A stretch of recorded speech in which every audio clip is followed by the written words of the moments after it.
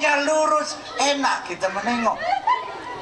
Ini udah tua, hitam, pesek, tonggek, celana pendek, korengan pula lagi.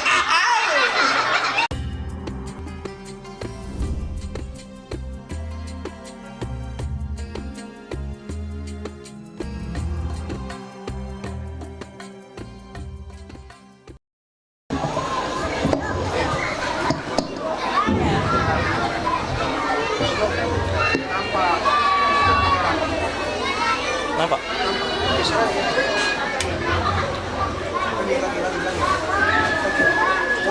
Bismillahirrahmanirrahim.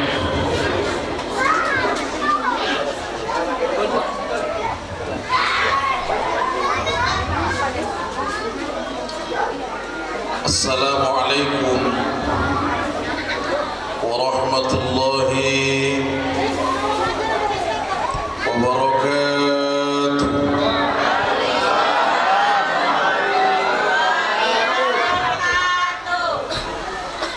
Alhamdulillahi Rabbil Ka'bah bikulli fajjin amin. Ashhadu an la ilaha illallah wa ashhadu anna Muhammadan abduhu wa rasuluhu la nabiyya ba'dah. Allahumma salli ala sayyidina Muhammad وعلى آله وأصحابه رسول الله أجمعين. أما بعد سبحانك لا علم لنا إلا ما علمتنا إنك أنت العليم الحكيم. رب اشرح لي صدري ويسر لي أمري واحلل عقدة من لساني يفقهوا قولي. وقال المصنف رحمه الله تعالى ونفعنا بعلوماته في الدار للآمين. حسبنا الله ونعم الوكيل نعم المولى ونعم النصير. غفرانك ربنا وإليك المصير. لا حول ولا قوة إلا بالله العلي العظيم. Para alim ulama, tokoh agama, imam masjid, aktivis dakwah, guru-guru agama yang saya muliakan, Bapak Kepala Desa ataupun yang mewakili,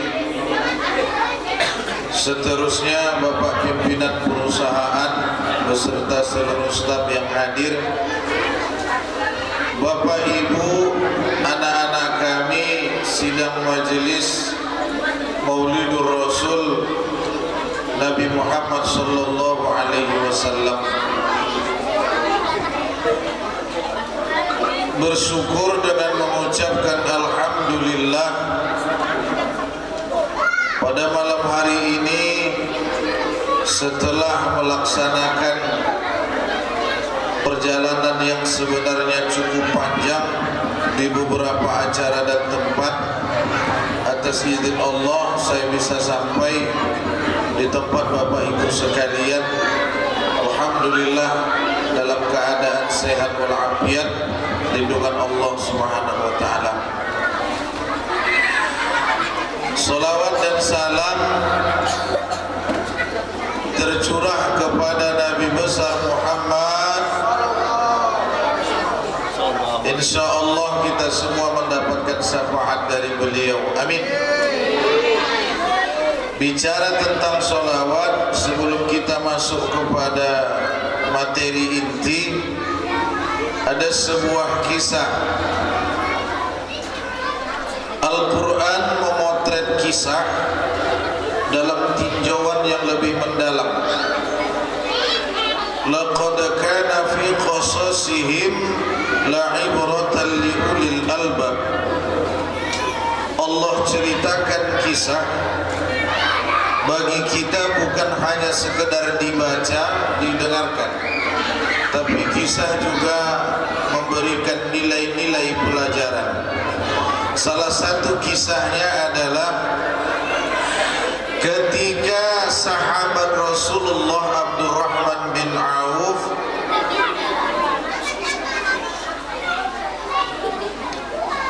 melihat Rasulullah sallallahu alaihi wasallam sujud begitu lama.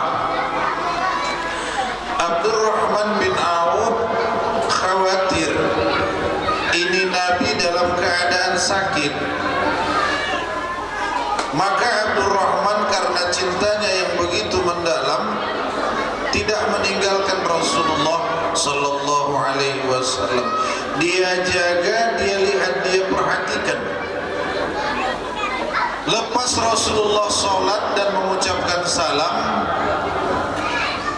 Rasul bertanya kepada Abdurrahman, "Ya Abdurrahman, ente dari tadi menjaga anak sedang sholat."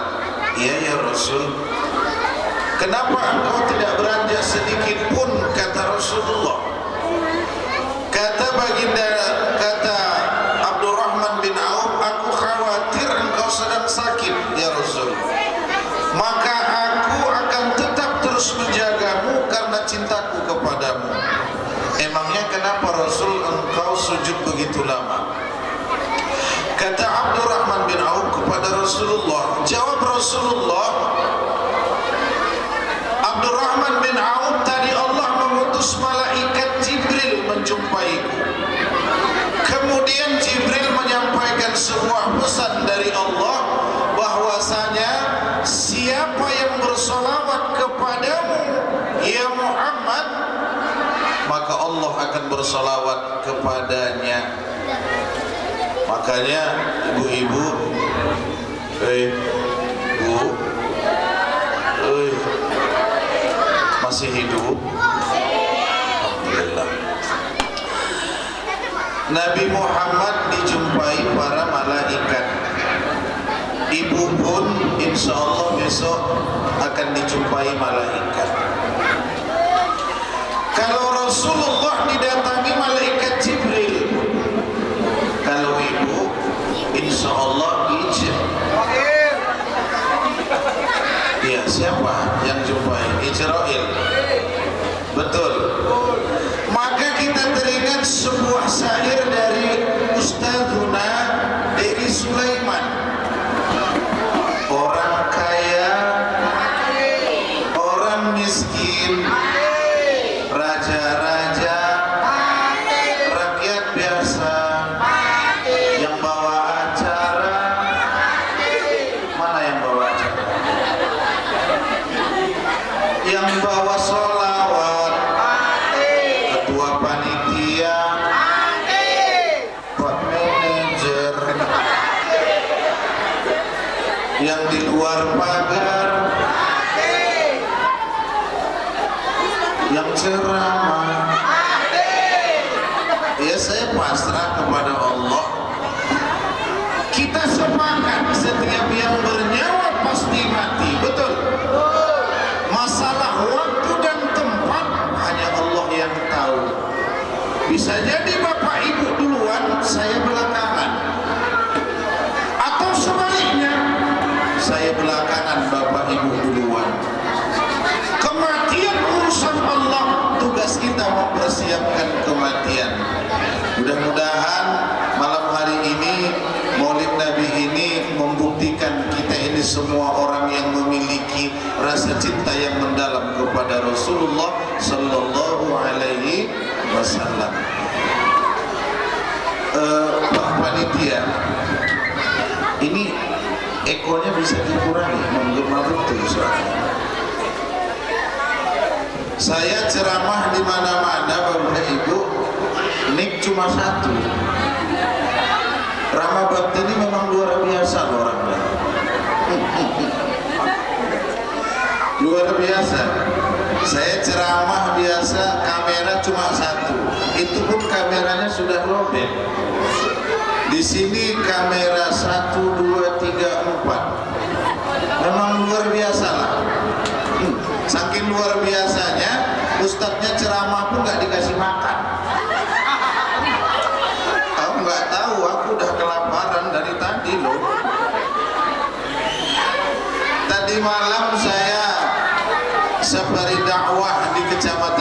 hadis, pulang malam jam 2. Sebelum subuh saya berangkat ke Kecamatan Bungaraya Siak. Selesai tausiah di Siak jam 9 pagi mulai. Sebelum zuhur saya sudah pulang. Istirahat sejenak, tadi tausiah di Kota Pekanbaru lagi. Sampai rumah tengah 6. Mandi tidak, ganti baju belum. Saya langsung berangkat kemari. Alhamdulillah saya yakin ini pasti langsung dibawa makan. Maka saya tadi nggak singgah di Ampera 10.000.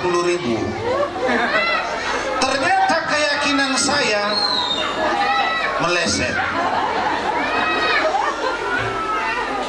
Ya mudah-mudahan dapat berkah semua, amin. Ini saya copot satu ya Pak ya, mengganggu betul ini. Sakit kepalaku dibuatnya. 2 saja jadilah. Jelas suaranya. Ini kan keren. Bapak Ibu, kita sepakati tausiah ini tak lama-lama. Karena besok pagi hari efektif bekerja. Iya Pak Manajer. Kecuali Pak Manajer ngasih keputusan, ceramah boleh panjang, karyawan boleh libur. Boleh Pak? Iya, saya pikirkan seperti itu. Resikonya mangkir urusan masing-masing coy. Jadi kita jam 9 anak-anak besok harus sekolah. Dan saya pun sudah betapa lelahnya malam hari ini. Kita selesai jam 12.30 ya Bu ya. Setuju? Aku nggak kuat. Pertama saya mau sampaikan buat kita semua, Maulid Nabi tiap tahun dilaksanakan. Isra Mi'raj tiap tahun pun dilaksanakan. Rapatnya orangnya banyak, persiapannya banyak, makan dan minum banyak, yang hadir banyak. Dan saya yakin dan percaya kabarnya amplop Ustadz pun banyak. Banyak kali.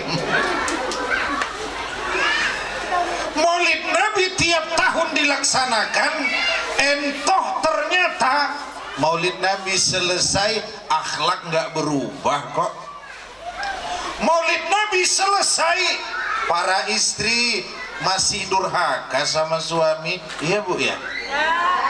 Enggak ya, enggak salah. Maulid Nabi selesai, tetangga dengan tetangga belum akur. Maulid Nabi selesai, malam ceramah 3 jam, tiba subuh masjid masih kosong. Yang salah maulid atau ibu bapak? Maybe no, maybe yes. I love you forever. Maulid nabinya yang salah? Tidak. Kita yang salah? Belum tentu. Yang ceramah bermasalah? Bisa jadi. Apa sebab? Hari ini Ustadz diundang ceramah, kalau nggak 3 juta nggak datang Pak. Di Pekanbaru. Di sini kabarnya lebih parah. Maka hari ini saya ingin mengajak seluruh jamaah, ayo kita tata hati kita lebih baik, luruskan niat, teguhkan iman.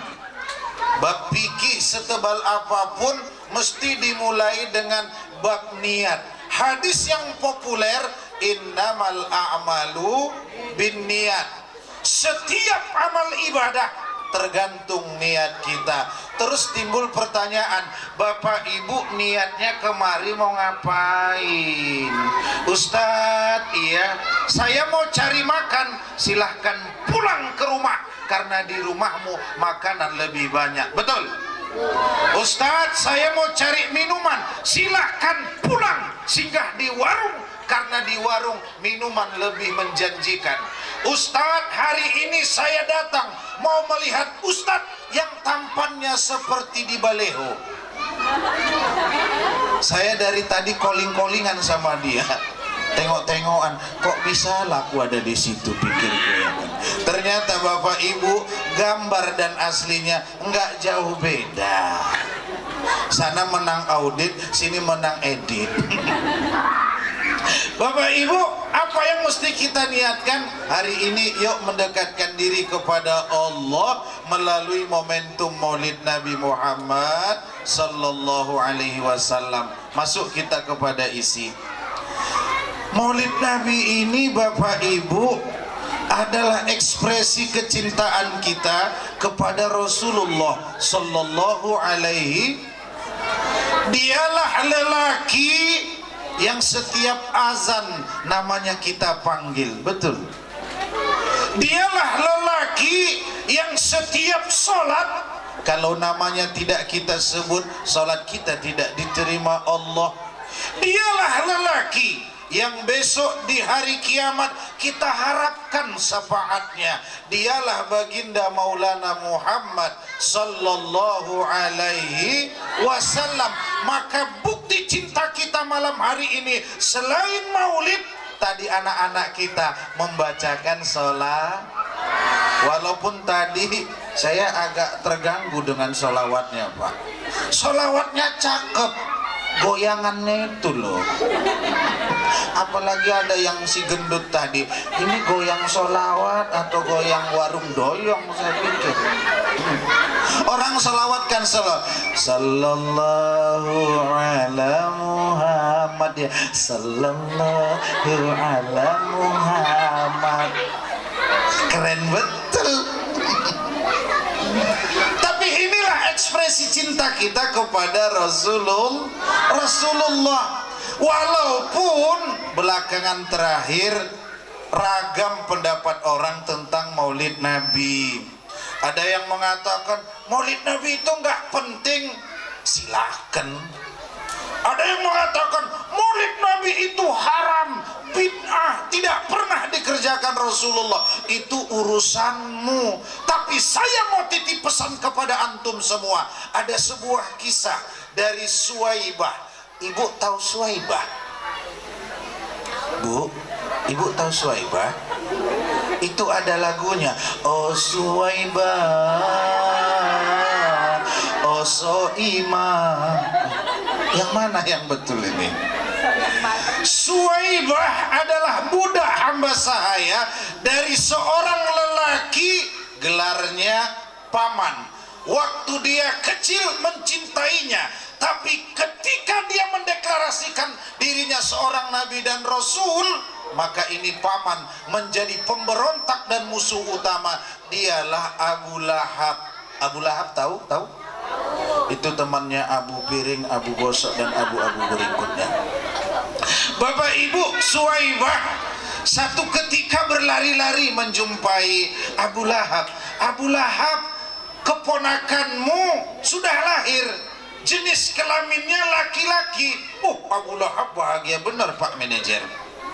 Saking bahagianya Abu Lahab, apa dia katakan kepada budak hamba sahayanya, Suwaibah, karena engkau memberitakan kabar gembira kelahiran keponakanku, jenis kelaminnya laki-laki, maka engkau kubebaskan menjadi budak hamba sahayaku. Hari ini Suwaibah, engkau merdeka. Hari ini Suwaibah, engkau tidak lagi budak hamba sahayaku. Merdeka, bebas. Abu Lahab kafir, tidak beriman kepada Allah. Ketika Nabi Muhammad dilahirkan, hatinya bahagia. Makanya Abu Lahab setiap hari Senin siksanya diringankan Allah Subhanahu wa ta'ala. Kalau Suwaibah saja tidak beragama Islam, bahagia menyambut kelahiran Nabi, dibebaskan sedikit siksanya oleh Allah, apalagi kita yang beriman kepada Allah dan Rasul. Kadang-kadang saya mikir Pak, kalau seandainya pemahaman Maulid Nabi ini tidak boleh di tengah masyarakat, sebenarnya yang rugikan kami seperti ustadz-ustadz ini. Maka kami akan kehilangan job lah gitu. Makanya waktu corona kemarin Pak Manajer, ustadz-ustadz pada kurus semua, duduk di depan rumah melamun gitu. Apalagi di perusahaan memang nggak boleh Pak Manajer ya. Beruntung Bapak Ibu punya manajer seperti ini. Udah boleh sekarang Pak. Udah boleh ya. Iya, Maulid Nabi yuk kita laksanakan. Kemudian apa poin penting yang ingin saya sampaikan tentang Maulid Nabi ini? Bapak Ibu, setiap kali ada Maulid Nabi zaman dahulu pasti Rawi Al-Barjanji itu dibacakan. Sekarang Maulid Nabi Al-Barjanji jarang dibacakan. Dikarang oleh Syekh Imam Ja'far Al-Barjanji, keturunan Rasulullah yang biasa kita kenal dengan gelar Habaib. Syekh Ja'far Al-Barjanji menulis tentang karakter Rasulullah.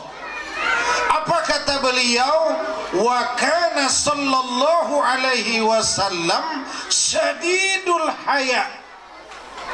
Adalah Rasulullah sallallahu alaihi wasallam itu adalah orang yang sangat memiliki rasa malu yang begitu dalam. Ini yang pertama. Bu, apa yang pertama? Malu. Iya, memiliki rasa malu. Ini terbukti suatu ketika Rasulullah naik sedang memperbaiki Ka'bah. Ka'bah di mana ya? Mekah ya. Saya doakan seluruh jamaah bisa berangkat ke tanah suci Mekah. Amin. Baik berangkat umroh ataupun berangkat haji. Amin. Cuman sayang beribu kali sayang, orang Mekah tiap tahun berangkat haji, nggak pernah orang Mekah dipanggil Pak Haji. Orang Mekah tiap bulan tiap hari bisa umroh, belum pernah orang Mekah dipanggil Pak Umroh. Tapi orang Indonesia baru sekali naik haji, tiba giliran ngasih kata sambutan. Kalau hajinya tidak disebut, merajuk 7 hari 7 malam. Kejadian Pak di musola kami Pekanbaru.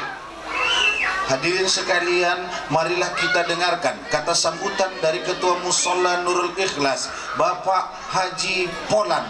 Nggak masuk dia Pak. Dipanggil nggak datang, padahal dia di depan. Pak, kenapa Bapak tidak maju ke depan? Haji saya kan sudah 3 kali. Kok dipanggil cuma 1? Terus panggil dong 3 kali kepada Bapak Haji. Saya doakan kita semua berangkat ke sana. Amin. Saya nggak sombong Pak ya. Saya nggak sombong nih. Maaf ya. Saya jelek-jelek begini, umur 9 tahun sudah berangkat haji Bu. Ini saya bukan sombong ya Bu ya, cuma cerita aja Pak. Nggak sombong, 9 tahun saya sudah berangkat haji. Nggak sombong, cuma mau cerita saja.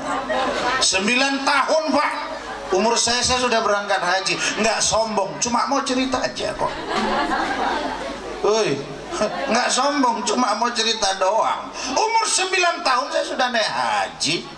Ketika itu datuk kami pulang dari sawah, badannya capek-capek. Basri, badan atuk capek sayang. Kenapa tuh? Tolonglah pijak-pijak badan atuk dulu. Akhirnya atuk saya tidur telungkup, saya naik ke badannya, saya pijak-pijaklah badan atuk saya. Maka pada hari itu saya naik haji. Jadi Bapak Ibu yang pengen berangkat haji, jangan sulit-sulit. Tarik Pak Haji, pijak-pijak dia malam hari ini. Insya Allah masuk penjara lah kok besok pagi. Kadang-kadang kita menggelitik kok Pak. Haji ini bukan perkara kaya, betul? Haji bukan perkara sehat, betul? Banyak orang miskin berangkat haji, banyak orang lumpuh dan sakit berangkat haji. Karena haji urusan Allah. Orang haji tamu Allah. Siapa yang mau menjadi tamu Allah, siap-siaplah diundang oleh Allah. Ada kisah yang luar biasa di Sumatera Barat. Pak manajer tahu Sumatera Barat? Itu SP2 belok kiri, Pak. Ya kalau di perusahaan beliau pimpinannya, kalau di sini aku bosnya. Macam-macam orang habis makan aku pulang kok. Ya suka-suka pulang. Sampai mana tadi? Di Sumatera Barat ada seorang nenek tukang sapu lidi. 10 tahun buat sapu lidi, penghasilannya cuma 20.000. 15.000 dia sisihkan, dia tabung 10 tahun. Alhamdulillah atas izin Allah berangkat haji 2017, tukang sapu. Di Kabupaten Langkat ada seorang nenek-nenek matanya buta, lumpuh badannya, pintar ngusuk. Yang dikusuknya itu kebetulan istri mantan manajer Chevron, lumpuh 4 tahun. Qadarullah atas izin Allah sembuh. Bahagia anaknya, gembira suaminya, datang ke rumah nenek tersebut. Nek, kami senang orang tua kami sembuh dan sehat. Besok nenek berangkat haji plus bersama kami 155 juta. Allahu Akbar. Tukang sapu berangkat haji, tukang kusuk berangkat haji, tukang bubur pun berangkat haji. Ada filmnya enggak? Ada. Makanya aku sekarang jadi tukang bubur, Pak. Mana tahu besok berangkat haji. Di Pasir Putih, Pekanbaru, saya punya temen tuh, punya tanah 10 kali 40, ditanami kacang tanah. Seminggu, 2 minggu, sebulan, 2 bulan, dia semai, dia jaga, dia rawat. Alhamdulillah panen, hasil panennya bisa berangkat haji 2016. Ustadz, hasil panen kacang tanahnya aja Ustadz. Tidak, sekalian tanah-tanahnya dijual. Ya iya, aku walaupun belum makan, aku tetap ceramahnya biar puas kau panitia. Kalau kumat asam lambungku, ku bilang kau sama biniku udah menggeletar, udah gitu aku nggak dibuka pula, cepat lah aku minum. Memang parah loh orang kebon ini ya kan. Untung aku nggak punya mertua orang kebon. Bapak Ibu yang dirahmati Allah Subhanahu wa taala, maka Ibu mau berangkat haji nggak? Mau saya kasih amalannya? Amalkan 3 surat. Pertama, rajin-rajin baca Quran surah Al-Hajj setelah subuh. Ustadz, saya sudah baca Al-Hajj setelah subuh, kok belum berangkat? Tambah Quran surah Ar-Rahman dan Al-Waqi'ah. Ustadz, sudah saya baca 2 bulan, belum juga berangkat. Al-Hajj dibaca, Al-Waqi'ah dibaca, Ar-Rahman dibaca, belum juga berangkat. Tambah surat yang terakhir. Surat apa Ustadz? Surat tanah, surat gelang, surat sawit, dan surat-surat yang berlaku. Mana tanah-tanahmu yang kosong? Tulis di depannya, tanah ini dijual. Insya Allah kau berangkat. Masalah pulang dari haji kau jadi bangkrut dan miskin, enggak urusanku. Bahasa Jawanya, ora urus. Bapak Ibu yang dirahmati Allah Subhanahu wa taala, ketika memperbaiki Ka'bah, datang angin. Angin Indonesia sopan-sopan, Pak. Kalau angin Amerika ngeri, Pak. Angin tornado, di gunung habis. Yang kurus terbang, yang gendut hanyut. Maka aku pun gendut aku sekarang. Cuman hai yang gendut-gendut, saya kasih tahu kau, percaya diri kau, jangan terlalu berekspektasi ingin kurus. Senam sana, senam sini. Aku Pak yang jijik anakku nih, mama-mama senam ini. Betul lah. Yang jijik anak kadang-kadang mau muntah awak nengok. Kalau yang senam itu Pak cantik, mudah, rambutnya lurus, enak kita menengok. Ini udah tua, hitam, pesek, tonggek, celana pendek, korengan pula lagi. Malaikat pun jijik nengoknya. Itulah berjoget-joget kita tengok di lapangan voli. La ilaha illallah. Putar ke kanan, ke kanan, ke kanan, ke kiri, ke kiri, ke kiri. La ilaha illallah.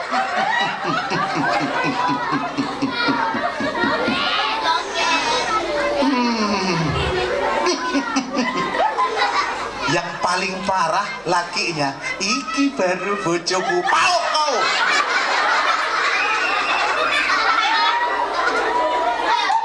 Yang paling sakit, Pak, laki orang pun jongkok menengok dia gini. Mantep juga ya. Beto karo sing nang omah. Iki memang beto iki. Bodoh.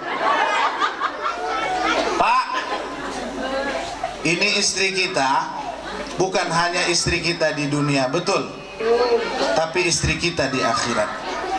Kau jaga dia di dunia supaya bidadarimu di akhirat.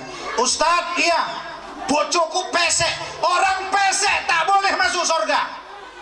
Rusak surga kalau ada orang pesek. Yang hitam tak boleh masuk surga. Buruk surga kalau ada orang hitam. Yang tua kempot nggak boleh masuk surga. Karena di sorga orang cantik-cantik. Terus Ustadz, kalau aku yang sudah tua nih, besok ibu kalau masuk sorga, Allah masukkan dulu ke Nahrul Haya, sungai kehidupan. Allah perbaiki semuanya. Engkau cantik, glowing, apa lagi bahasanya? Baru masuk sorga. Bu, sampai mana tadi? Hah? Sampai senam. Senam juga, ingat.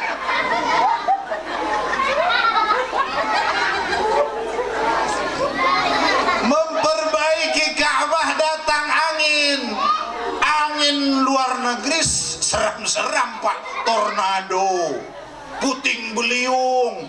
Angin Indonesia sopan-sopan, coy. Sekali datang ramah tamah. Nama anginnya angin duduk. Dia datang langsung tak bangkit-bangkit, mati wawa itu. Angin luar negeri nggak ada yang sopan. Angin Indonesia sopan. Bahkan di pesantren itu kalau ada santri yang kentut, itu jadi hiburan. Ya macam-macam bentuknya. Kalau santri lagi ngapal nggak kuat suaranya, piut, itu tanda tertekan batin. Kalau suaranya pus, masuk angin, Pak. Tapi kalau itu gara-gara nggak belum makan malam. Aku pun takut pula lagu malam ini kena. Maka aku jaga betul ini. Datang angin menerpa pakaian Rasulullah Sallallahu Alaihi Wasallam. Tersingkap pakaiannya, kelihatan betis Rasulullah Sallallahu Alaihi Wasallam. Akhirnya Rasulullah turun, menanggung malu, memerah mukanya, pucat bibirnya, padahal cuma betisnya yang kelihatan. Rasulullah malu, padahal cuma betis yang kelihatan. Cuma betis, Pak. Bu, cuma betis. Oi, betis. Oi, cuma betis. Oi, cuma betis. Merah muka Rasulullah, menanggung rasa malu.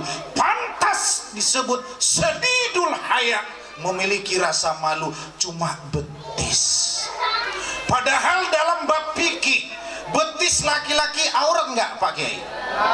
Tidak aurat. Maka laki-laki kalau sholat gampang, tutup pusat sampai dungkul, selesai acara. Boleh nggak pakai baju, Pak Ustaz? Boleh, cuma kau nggak sopan.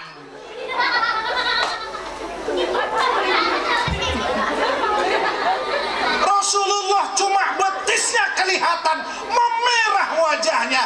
Hari ini, Pak, rasa malu itulah yang hampir hilang. Zaman sekarang perempuan bukan betis saja kelihatan, pahanya sengaja ditontonkannya sama kita, ketiaknya sengaja digini-gini sama kita. Jalan Pak macam mau ditabraknya kita. Apalagi kalau kita sudah ke mall Pak, ya Allah ya Rabbana. Aku kalau sudah ke mall memang hancurlah perasaanku. Betul, saya Living World itu di samping rumah saya Pak. Cuma jaraknya 7 kilo lah. Ya samping rumah. Cuma jaraknya 7 kilo. Cuma sekali saya berangkat ke situ. Kenapa? Hancur iman kita Pak. Maju ke depan kelihatan paha, mundur ke samping kelihatan pusat. Kalau jalan macam mau ditabraknya kita. Ditengok berdosa, tak ditengok barang bagus Pak. La ilaha illallah. Kadang-kadang saya kalau sebelum ke kampus itu ngajar, saya kan sekarang Pak dalam proses penyelesaian program doktoral S3. Mohon doa ya Pak ya. Aku kalian tengok jelek-jelek gini calon dokter aku. Makanya beruntung kalian aku bisa ceramah kemari. Maka sesuaikanlah budgetnya. Iya loh. Ya mumpung ada Pak manajer Pak. Ya berapalah nambahi 1 juta Pak. Karena ada CSR. Nggak berdosa Pak, nggak berdosa. Yakin aku, asal ikhlas saja Bapak. Kudoakan Bapak sehat, panjang umur, murah rezeki, bertambah bini. Ada ibunya di sini? Nggak ada ibunya? Aman Bapak, aman. Kadang-kadang kalau doa itu jujur aja ya. Bapak Ibu yang dirahmati Allah, kadang saya sebelum keluar itu pagi-pagi ngajar sholat duha dulu 4 rakaat, baca Quran dulu agaknya setengah halaman, baru setengah meter, baru 500 meter keluar dari rumah sudah habis amal kita. Maka Bu, engkau jaga akhlak, kami jaga hati, betul. Sehebat apapun kami para laki-laki menjaga mata dan jaga hati, kalau kau keluar gentayangan, habis amal ibadah kami, betul. Bu, sayangi mata kami Bu. Oi, kadang-kadang sudah tua Pak manajer, ya Allah, keluar celananya ketat, bajunya ketat, naik Honda Mio, warnanya pink, jalan-jalan, kok bangun dia, kita kira suara knalpotnya, rupanya suara kulitnya kena angin. Maka orang dulu punya syair, sadarlah diri, kau letu.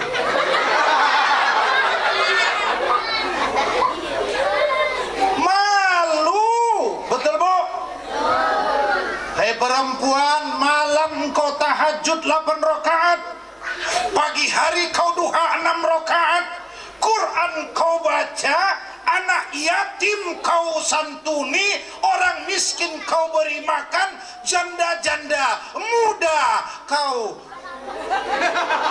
diapain lo?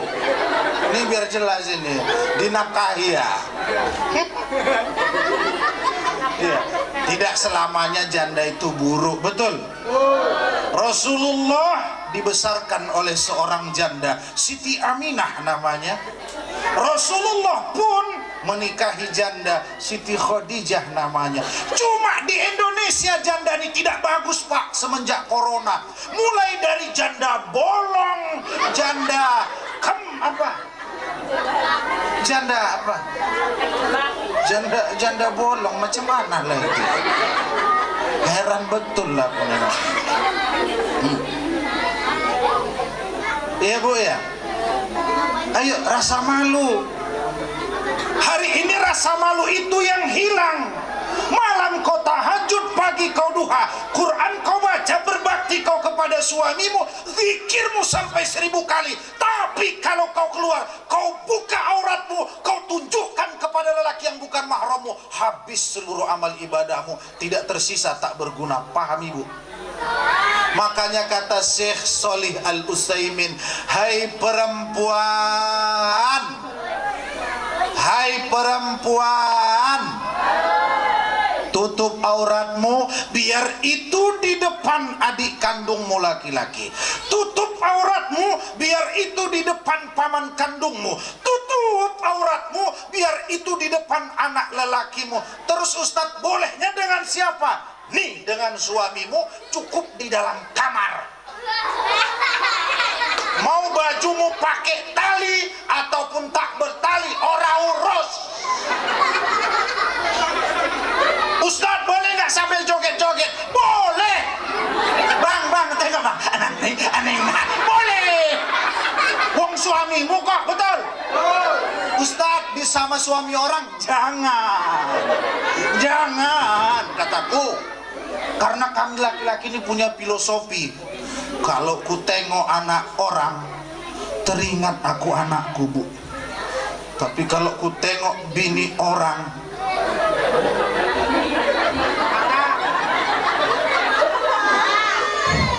lupa ku biniku. Apalagi kita ini Pak mesti jujur ya. Istri kita ini kalau keluar, ya Allah, cantik seperti ratu. Wah, tiba di rumah, di dapur macam pembantu. Giliran tidur sama lakinya macam hantu. Macam manalah kami mau bahagia berumah tangga denganmu? Hai perempuan, dengarlah jeritan hatiku.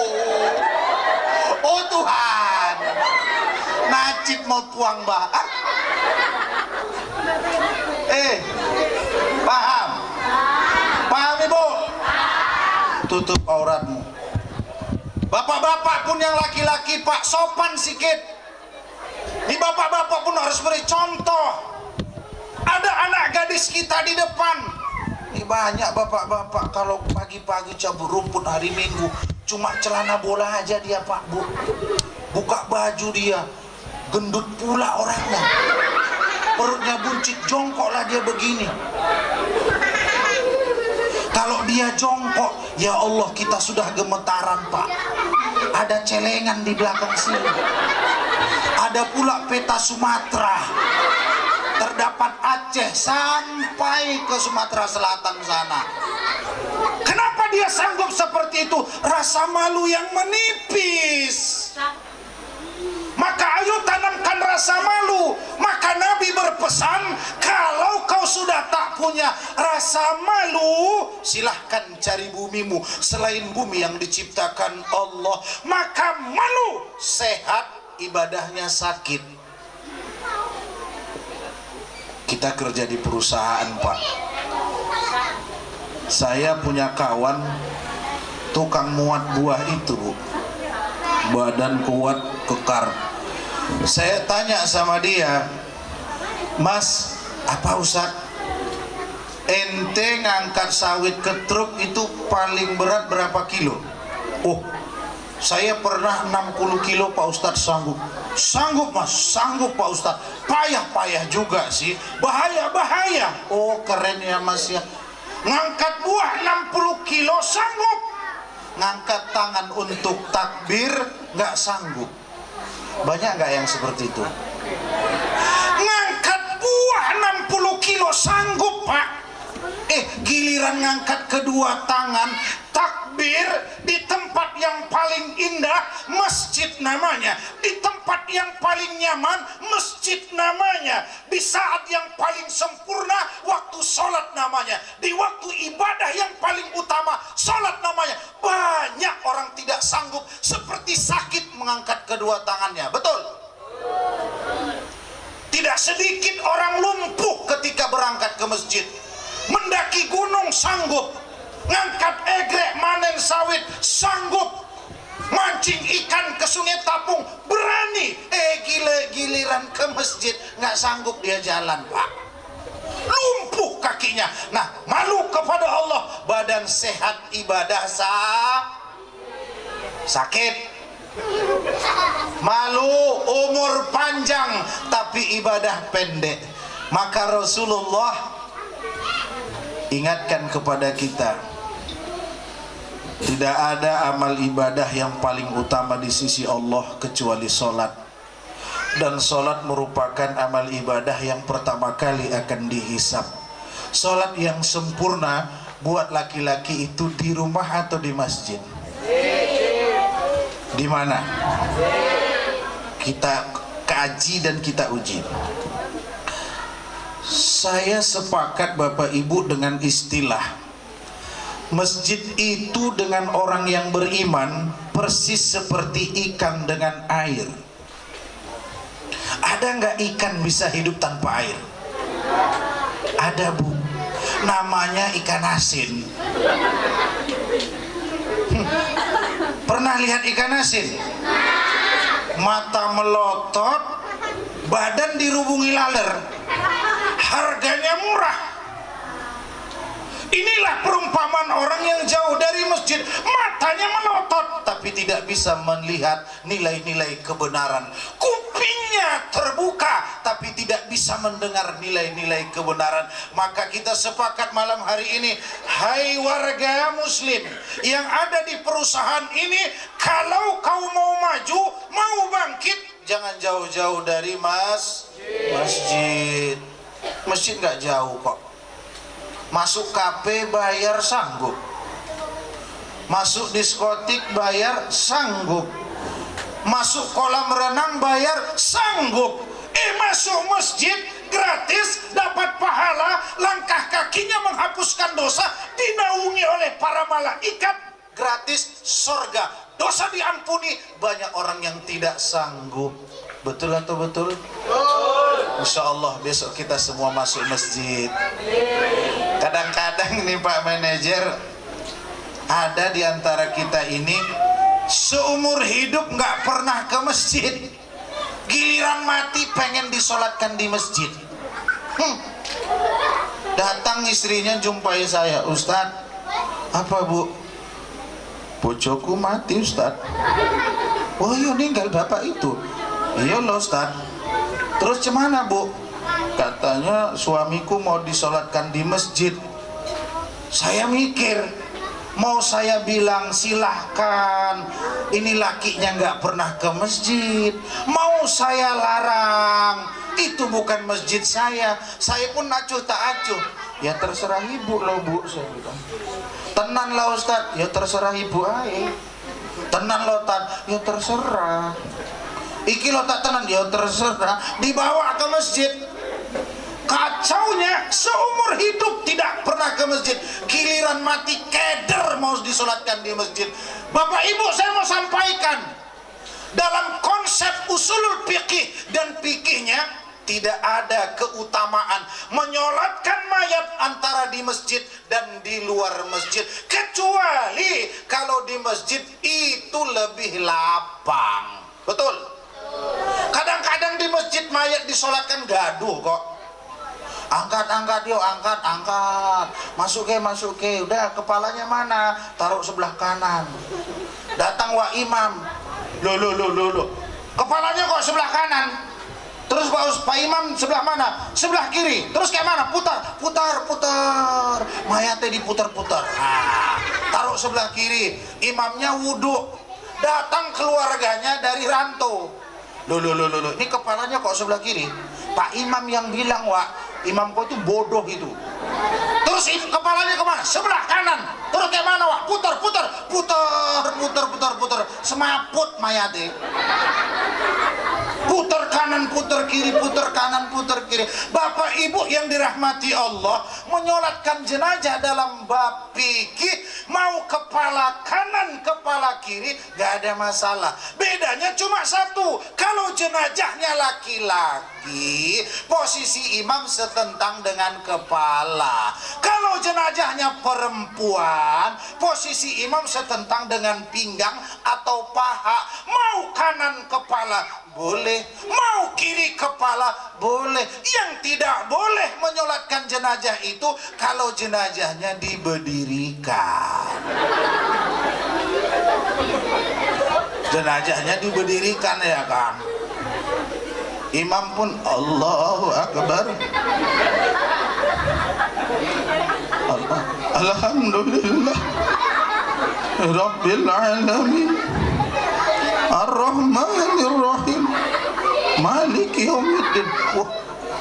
Kadang-kadang ada tuh kok nyolatkan mayat nggak tahu kepalanya yang sebelah mana.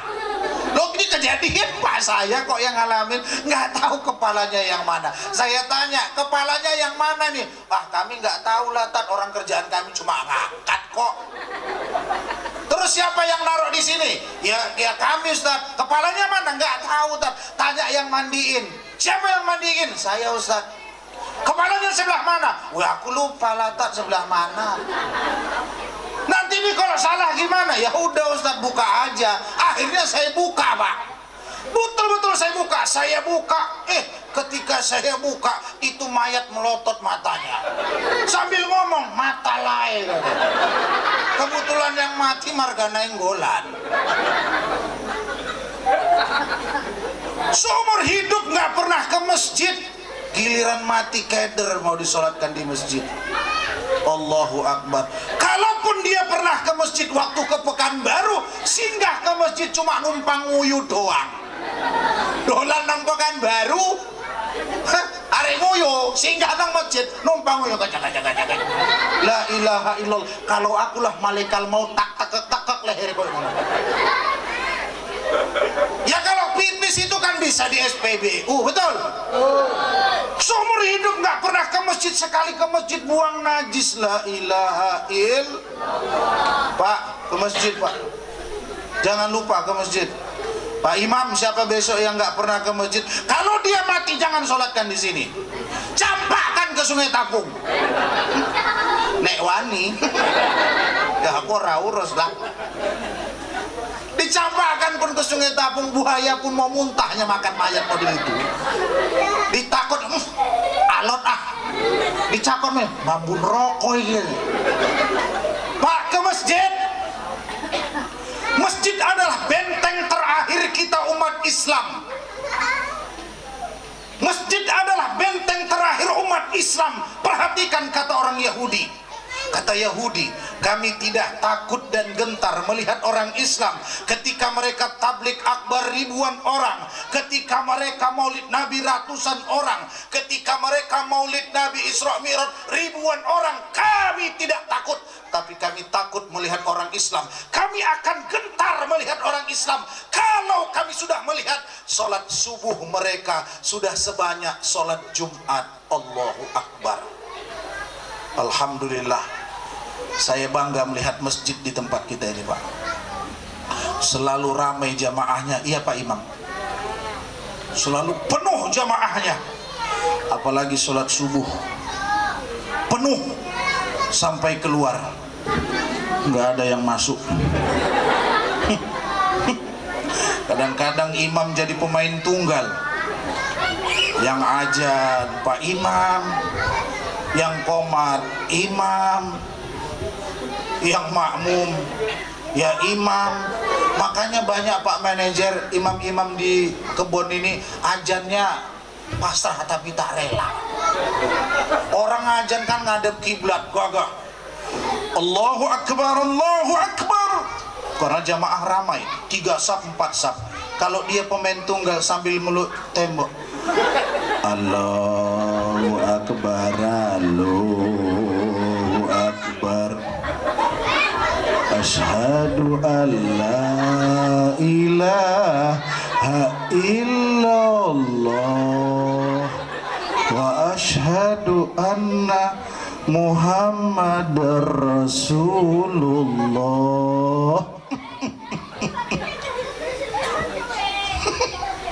Kejadian, Pak, di kampung kami. Imam kami namanya dulu masa kecil saya Wak Leman. Wak Leman ini memang ditugaskan untuk jaga masjid di Kenopan. Saya kan asli orang Kenopan. Ada orang Kenopan di sini? Ah, gak usah ngaku-ngaku lah. Mentang aku ustadz terkenal, kau ngaku-ngaku. Jadi Wak Leman ini satu ketika mau azan subuh, cuaca musim hujan, petir datang.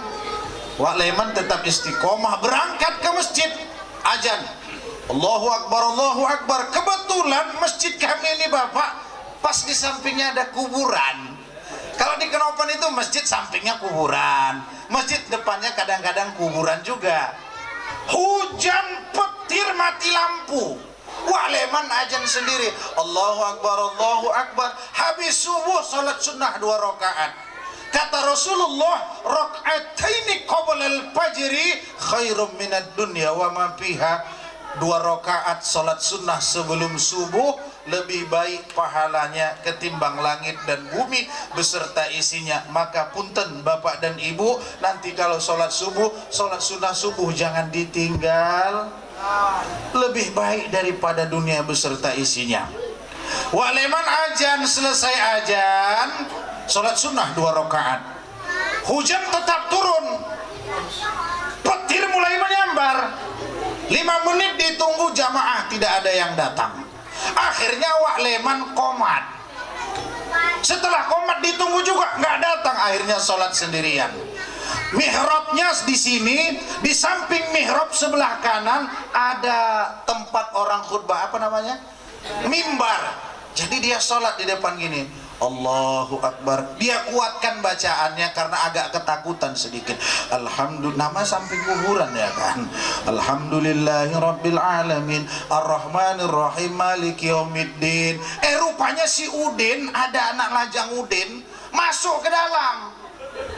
Udin pun duduk berdiri di samping, ketutup sama mimbar. Wak Leman nggak tahu Udin masuk.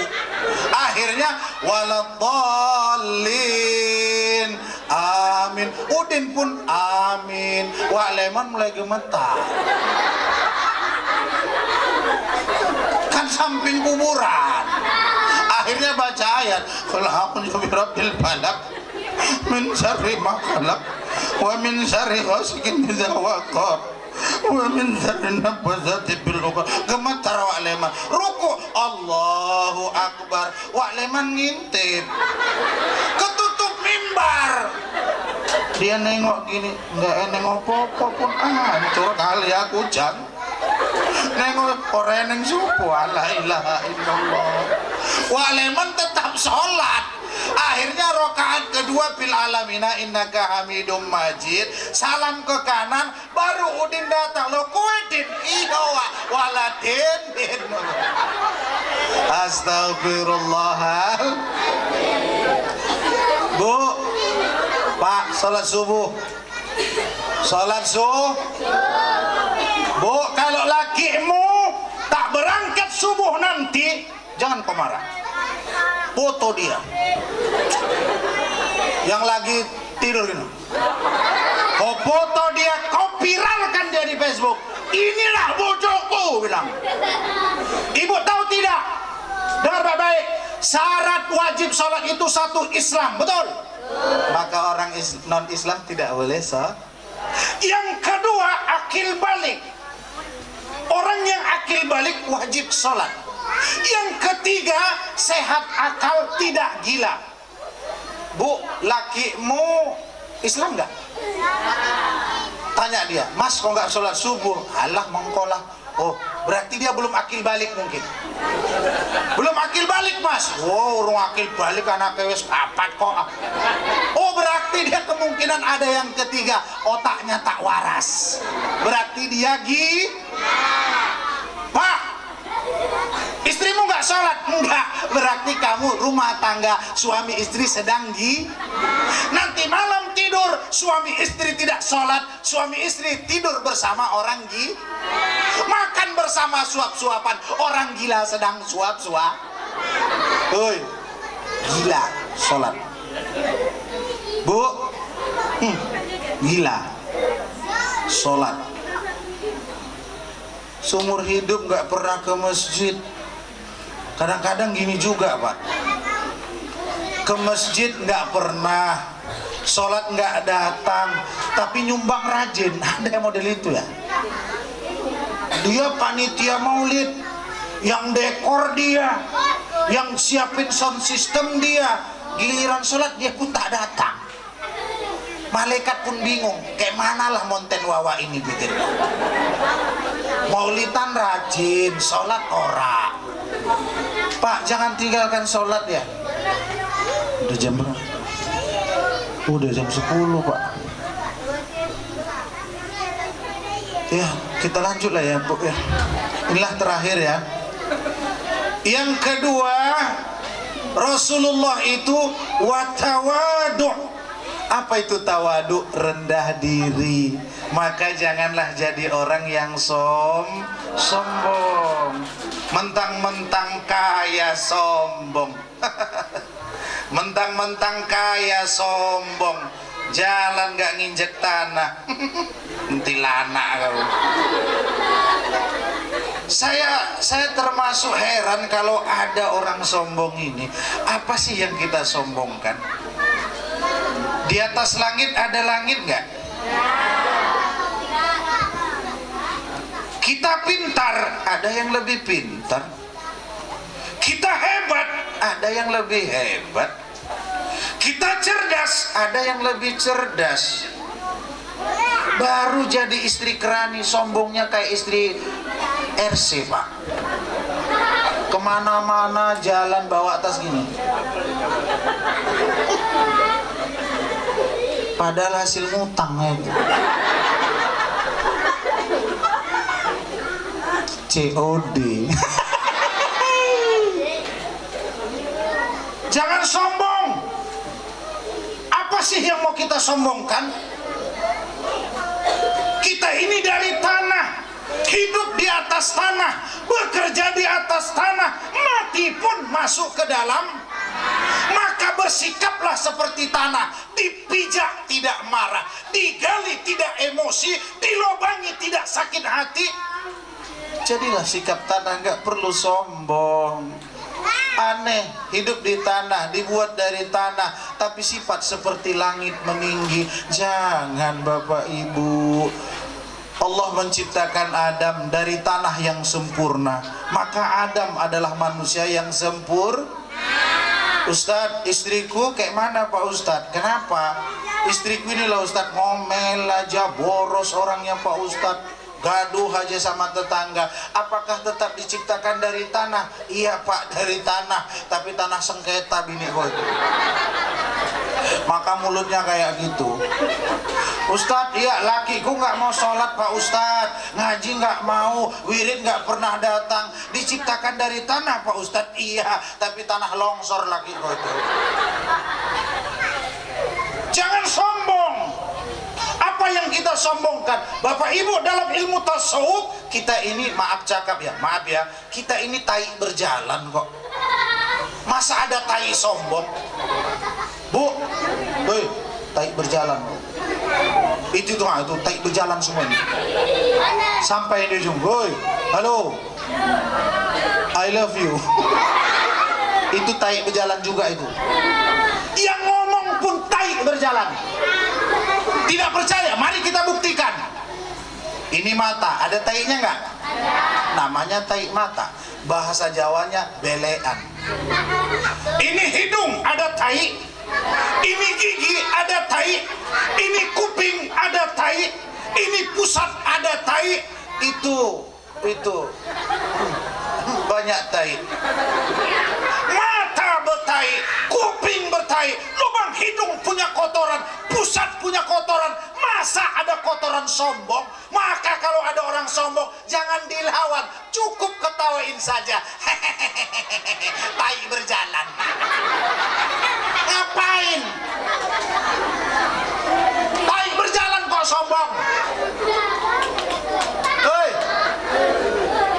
tai. Nggak usah dilawan yang sombong. Ada tai, Ngapain? Sesombong-sombongnya Fir'aun. Sesombong-sombongnya Fir'aun. Ibu tahu Fir'aun? Udah pernah jumpa? Alah, jumpa ngapa? Sesombong-sombongnya Fir'aun ketika tenggelam di Laut Merah, apa dia katakan? Amantu bi Rabbi Musa wa Harun. Sudah sakit sakaratul maut, Fir'aun ingin beriman kepada Allah, tapi tidak, kata Allah. Tidak, kata Allah. Sudah sakaratul maut, taubat tidak diterima oleh Allah Subhanahu. Itulah Rasul mengatakan, istaghfir malam yugharghir gharghara. Sakaratul maut, kalau sebelum sakaratul maut, perbanyaklah astaghfir Rabbal Astaghfirullah.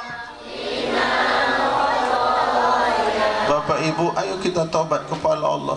Dosa kita ini banyak, Bu, banyak, nggak terhitung. Rasulullah akhlak mulia, pemimpin para nabi. Besok dia himpun seluruh umatnya sebelum masuk surga. Akhlak mulia, dijamin masuk surga. Dalam satu hadis baginda Nabi itu istighfar 70 sampai 100 kali. Kita bukan Nabi, akhlak tidak sempurna, hisab menegangkan, surga belum tentu. Berapa kali kita sehari ini istighfar? Maka ayo perbanyak istighfar. Ibu-ibu lagi masak istighfar, goreng tempe, astaghfirullah rabbal baraya, astaghfirullah minal ghatoya.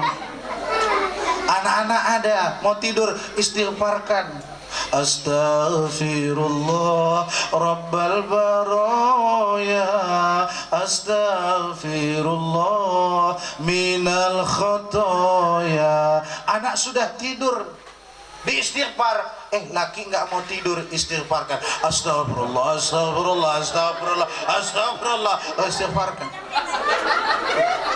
Nggak tidur nih. Kadang-kadang kita sudah tidur, Bu, dicoel-coel sama kita. Perempuan pun kan, lakinya pun penasaran manggil kan, jijiin. Bu, dengar baik-baik. Dengar baik-baik. Ketika istri suamimu mengajakmu ke biar kau sedang memasak, berikan. Habis kau kasih masak lagi, kan tambah enak rasanya, tambah lemak lecit. Ini enggak, Pak, sengaja dia tidur di punggunginya kita. Perempuan, salah satu ciri-ciri perempuan durhaka, ketika tidur dia memunggungi lelakinya dengan perasaan benci. Maka sebenci-bencinya kau dengan suamimu, jangan kau punggungi dia. Kau tengok aja dia gini. Gak usah banyak cakap.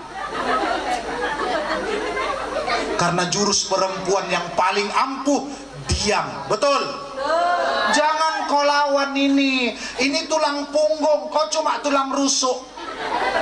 Mana pernah tulang rusuk menang melawan tulang punggung, betul? Dan kau tulang punggung, jangan kau kasar kepada tulang rusuk. Macam di TV itu, siapa itu yang viral sekarang? Apa itu? Yang bodohan perempuan itu, bodoh. Pak, ini bodoh sama nih, Pak. Ya benar, Ibu percaya nggak? Bisa saya buktikan secara ilmiah, perempuan itu bodoh. Termasuk biniku. Aku kadang-kadang ceramah tuh dapat 2 juta, aku bilang 500, percaya dia, itulah saking bodohnya itu. Nggak tahu lah, mungkin 3 juta lah sini. Allah mendesain perempuan itu berbeda dengan laki-laki. Perempuan itu Allah ciptakan 9 perasaan, otaknya cuma 1. Sementara laki-laki otak 9, perasaan cuma 1. Maka perempuan cenderung baperan, terbawa perasaan. Betul? Kadang-kadang nonton TV bisa nangis kok. Apalagi yang film Ku Menangis, mati lagu dibuatnya. Sampai lagi hancur kali, ya Allah. Habis tisu dibuatnya. Nonton TV bisa nangis. Durhaka sama laki, cengengesan dia. Sementara laki-laki otak 9, perasaan cuma 1, maka laki-laki cenderung ngakal-ngakalin. Ini tukang ngakal-ngakal. Bu, jangan kau terlalu percaya. Ini pembohong semua. Pembohong. Pembohong semua ini. Sedangkan ustadz aja harus pintar bohong. Pembohong semua ini. Maka hai laki-laki, karena perasaan perempuan 9, pakailah perasaanmu itu untuk menghadapinya. Jangan kau kerasi dia, kau kerasi patah, kau biarkan tambah bengkok, kau lembutilah dia. Perempuan nih, kau pukul pun dia tak melawan, kau sakiti pun dia takkan berbicara. Cara menghadapi perempuan, bawa dia banyak-banyak berbelanja. Diam lady, asal kau cukupi aja, slow, tenang aja, kasih terus. Makanya aku biniku pak, asal pergi belanja mesti ku gandeng tangannya. Sunnah Rasulullah, tangan suami istri yang bersentuhan modelnya seperti ini, kata Rasulullah, gugurlah dosa-dosa di antara mereka. Maka saya kalau tidur saya pegang-pegang tangan istriku. Sekali pegang, kenapa beda ini? Mati lampu. Kok beda? Rupanya jari tangannya ku pegang, jari kakinya. Pegang tangannya. Satu sisi sunnah, dosa gugur. Yang kedua, dahsyatnya kalau kita belanja mau menyentuh tangan istri, dia nggak sembarangan ngambil barang, Pak.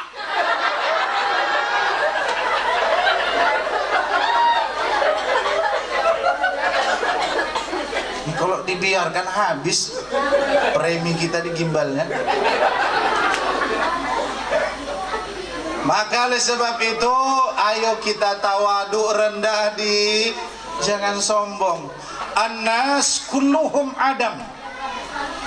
Adam minat turab, la patla'u jamiyin au arabiyin. Adam itu diciptakan dari tanah. Dan setiap manusia saling bersentuhan dalam kebahagiaan.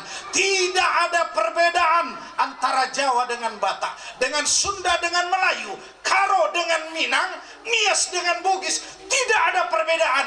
Yang membedakan kita di hadapan Allah illa bittaqwa, kecuali ketakwaan kita di hadapan Allah. Maka momentum Maulid Nabi ini, ayo rendah dirilah serendah-rendahnya. Kata ulama tasawuf, rendahkan dirimu serendah-rendahnya, maka Allah akan tinggikan tempat kembalimu. Hinakan dirimu sehina-hinanya, maka Allah muliakan tempat kembalimu. Saya rasa cukup sampai di sini Maulid Nabi pada malam hari ini. Karena ibu-ibu pun saya tengok sudah tak konsentrasi, sudah Ustadz ceramah, dia pun pidato di belakang. Aku hancur kali kalian buat, capek aku. Pidato pula wawa itu di belakang. Ini sebenarnya kode keras. Dan saya sebagai orang yang mengaji mesti paham. Di dalam kitab Luqutul Marjan fi Ahkamil Jan, dikarang oleh Al-Imam As-Suyuti, salah satu tempat jin dan iblis itu di pengajian, Pak. Iblis itu, setan itu nggak senang lihat orang konsentrasi di pengajian. Tapi coba lihat kalau di kibotan, santai bro, nggak berkedip matanya. Jam 2 selesai dia pun belum pulang. Kalau di pengajian, Allahu Akbar, cuma setengah jam dia Pak konsentrasi. Sudah 35 menit mulai kakinya ngelonjor, urut-urut begitu. 40 menit mulai pegang-pegang pinggang. 45 menit mulai ngelimpir-ngelimpir ke belakang, cari jalan pintas. Kabur nggak pada pulang. Ada lagi yang kacaunya, pura-pura nelpon dia, kabur dia, beleng-beleng kau. Ustadz mau kau akali. Sebelum itu terjadi, hendaklah tausiah ini kita selesaikan secara arif dan bijaksana. Kita tutup, insya Allah Maulid Nabi ini membawa berkah, amin. Cintai Nabi sepenuh hati. Wong kok ngene kok di Saing yo mesti kalah.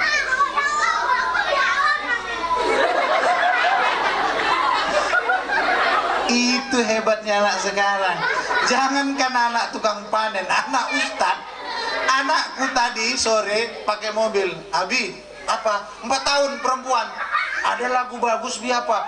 Wong kok ngene kok dibanding keng kada. Anak ustad itu Pak. Ku berharap engkau mengerti, di hati ini hanya ada Rasul. Di hati ini hanya ada Rasulullah. Kebencian buang, kecurigaan campakkan, sakit hati hilangkan.